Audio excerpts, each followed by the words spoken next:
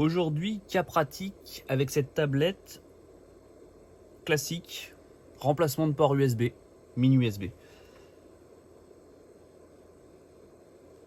Aujourd'hui, c'est un fléau. Les mini USB, c'est vraiment une fragilité. Les enfants bidouillent, on trifouille un peu le câble et tout ça, et rapidement, le port USB est à changer. Donc ça, c'est vraiment monnaie courante. Donc je vais vous montrer un petit peu comment je procède pour remplacer ce port. Donc en tout premier lieu, quand on intervient sur un appareil, on déconnecte la batterie. C'est vraiment la première des choses à faire. Donc sur cette tablette là, c'est vraiment du premier prix hein, comme tablette. Donc ils n'ont pas mis de connecteur ni quoi que ce soit, ils sont allés à vraiment au moins cher. Et ils nous ont soudé directement les fils de la batterie là directement sur la carte mère. Donc on est obligé de dessouder les fils. Donc vraiment aujourd'hui la soudure pour intervenir sur des appareils c'est vraiment indispensable. Un atelier qui n'a pas de quoi souder sera vite limité. Voilà, donc on défait le plus, on défait le moins. Voilà, on les isole avec un petit bout de scotch. Tac tac, hop, on verrouille le plus, surtout le moins à la limite. C'est pas trop grave. Voilà, ils sont verrouillés. Il reste, je vois, un fil d'antenne blanc qu'il faut dessouder aussi, décidément. Tout est soudé. Voilà. Voilà. Donc, on défait toutes les nappes, bien sûr, qui pourraient éventuellement nous gêner. Et on extrait la carte mère. Voilà, on met tout le châssis de côté. Voilà, et donc là on va s'intéresser au port mini USB. Donc c'est très simple. Si on a un peu de méthodologie, ça va tout seul. Donc moi je commence par le bas, je mets du flux.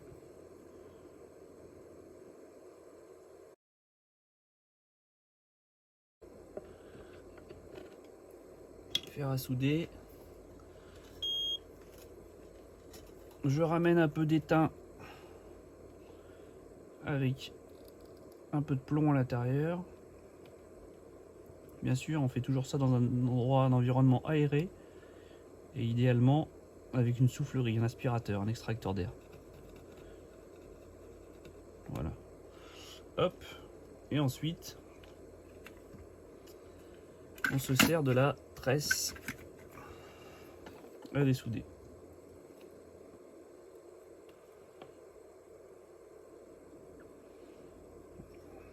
Voilà. Donc là, pour ce genre de travail, il faut un fer qui ait quand même une panne assez importante, assez grosse. Et surtout de l'inertie, c'est-à-dire vraiment un fer qui chauffe bien. Hein. Sinon, on va mettre 10 ans à chauffer ça avec un fer, un tout petit fer qui sera pas assez puissant. Ça va être la galère.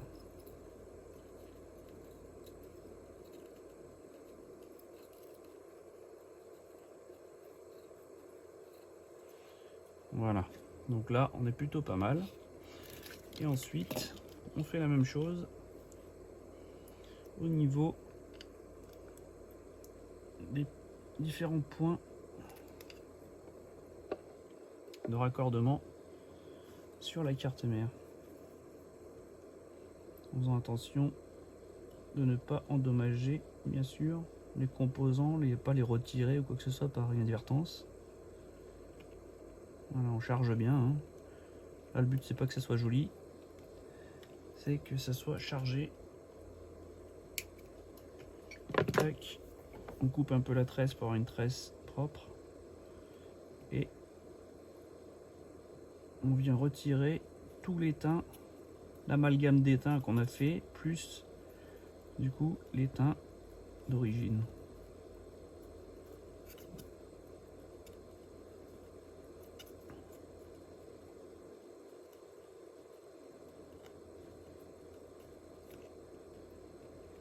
Voilà. Donc là, c'est terminé pour le fer à souder. Là, on va passer à l'air chaud. Donc l'air chaud, c'est pratique pour tout ce genre de choses-là. Voilà, on va regarder. Donc en dessous, il n'y a pas vraiment... Si on chauffe, on se concentre sur cette zone-là, on va pas prendre de risque avec l'air chaud. Donc, hop, je me mets sur une température d'environ 400 degrés, 400, 420, avec un débit d'air assez important. Moi, je mets à peu près 80 de débit d'air. Voilà. Et donc, je chauffe. Bon là, je me mets dans une position pas forcément très adaptée, mais c'est pour vous montrer. Voilà. L'idéal, c'est de le mettre sur le rebord du plan de travail et de chauffer, voilà, comme ça. Et on prend une bruxelle pour, sans trop forcer, bien sûr, juste une fois que l'étain est en fusion,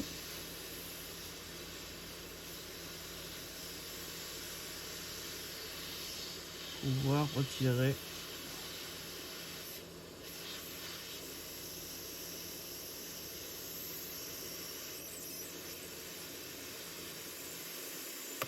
et voilà, vous voyez, d'un coup, hop, voilà, le porc est venu. Alors l'important de bien chauffer correctement et de préparer justement le dessoudage, c'est que on va pas endommager les jonctions sur la carte mère, parce que si on n'est pas préparé à l'étain avec notre étain avec du plomb qui fond à plus basse température, on aurait arraché les pistes. Ensuite je remets un peu de flux un peu partout pour nettoyer, et au fer à souder je viens passer un petit coup final. Alors là, ils nous avaient rajouté en plus je sais pas ce que c'est comme pâte là, un verrouillage avec une sorte de colle, je sais pas ce qu'ils nous ont mis. Hop, voilà. Et un dernier coup de tresse à dessouder, en faisant attention toujours aux composants qui sont sur la carte, parce que on ne veut pas tout endommager, on veut juste remplacer le porc. Voilà. On nettoie bien, tac tac, sur tous les trous là, parce que s'ils sont pleins, on va avoir du mal à remettre le nouveau porc. Donc petit nettoyage de la carte avec une brosse antistatique et un peu d'alcool isopropylique. Voilà, on nettoie bien, que ça soit bien propre. Voilà, on va faire du beau boulot. Impeccable. Ensuite, on se le remet dessus.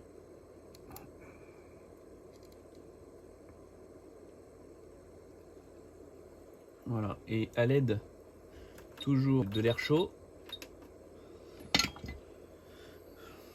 on va se ressouder tout ça.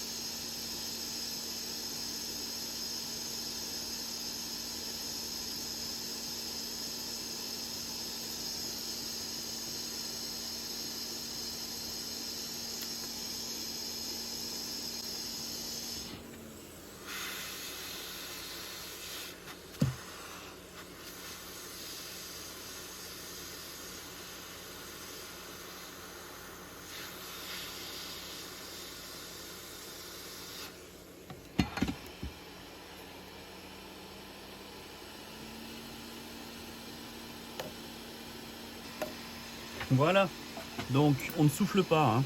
Sur des soudures, on ne souffle pas jamais pour éviter de fragiliser les soudures. Ça fragilise les soudures de souffler dessus. Voilà, donc là on peut, à l'aide du fer à souder, renforcer les fixations dessous. Voilà, hop, un peu d'étain. On renforce les 4 points. Voilà, là.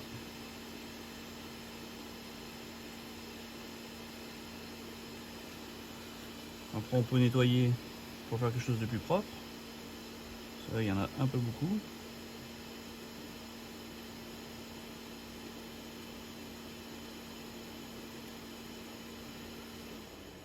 Voilà, l'important c'est pas que ça soit esthétique hein.